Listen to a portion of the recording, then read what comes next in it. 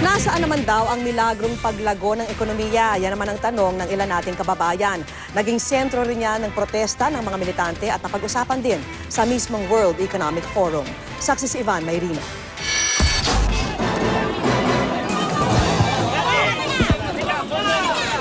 Sa labas man, hindi kalayuan sa hotel kung saan idinaraos ang World Economic Forum. Katulad din ng nagdaang administrasyon, puro papuri din, puro magagandang numero. Pero ano ba ang kalagayan ng mahihirap? Maraming mamamayan, mas marami pa ngayon ang walang trabaho. Wala naman talagang himala sa Pilipinas. Pagdating sa ekonomiya, kahit na mataas ang GDP, pinakamataas naman tayo sa walang trabaho. Pinakamaraming, ang daming naghihirap. O kahit sa mismong forum, usap-usapan kung dama ba ng maraming Pilipino ang sinasabing pagsulong ng ating ekonomiya. Everyone must create wealth in this country, but we need to make sure that once we create wealth, we don't leave people behind us. Sa datos nga mismo ng gobyerno, umakyat sa 7.5% ang unemployment rate sa bansa, katumbas ng halos 3 milyong Pilipino. Ang unemployment rate noong 2013, hindi nalalayo sa datos ng International Labour Organization o ILO.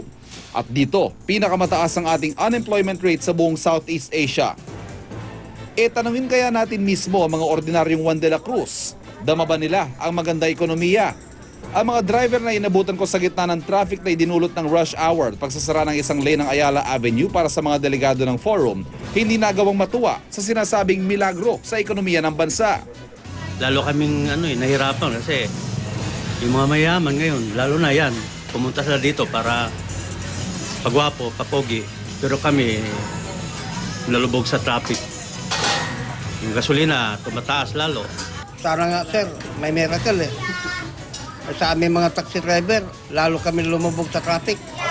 Ganito rin ang sentimiento ng security guard na si Joel Reblado sa di kalayo ang barberya. Mahirap daw maarok ang mga ibinibidang numero tulad ng GDP growth rate dahil para sa tulad niya, sikmura ang mahalaga. Ang mga presyo, wala ng kontrol. Ang sahod ng mga tao, bali wala namang pinag-usapan na itaas ang sahod ng mga tao. Ang mag-asawang Basco na natutulungan ng Pantawid Pamilyang Pilipino program ng gobyerno, ramdam naman daw ang sinasabing paglago ng ekonomiya. Patunay raw na nakakaraos na sila sa arawang kita sa pamasada ni Alex ng tricycle at sa pagtitinda ni Digna.